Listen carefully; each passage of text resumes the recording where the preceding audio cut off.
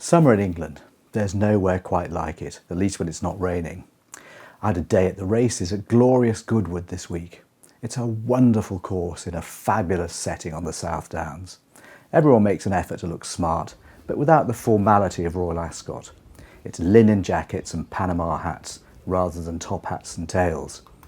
After the last 18 months of COVID madness, it was very exciting to be part of a big event.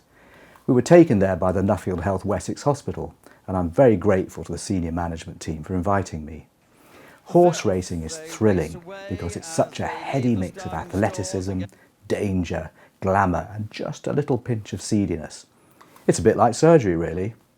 I saw one of my patients there. It was lovely to see her looking happy and relaxed with her friends and family. We had a chat and she gave me a hot tip. It wasn't my lucky day, sadly. One of the most satisfying aspects of my job is seeing my patients getting on with their lives again after hip surgery, free of pain and looking the world in the eye. If you've got a painful arthritic hip, you know only too well how debilitating and frustrating it is. The thought of spending a day at the races probably seems impossible. It's not just the pain that's the problem, it's all of the other things like poor balance, lack of confidence and tiredness. You feel old and past it well before your time. People have hip surgery for all sorts of reasons. They might want to get back to playing sports, sailing or horse riding.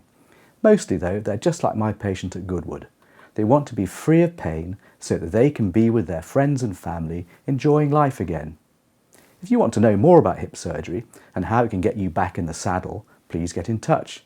We can get you under starter's orders in no time at all. Thanks for watching.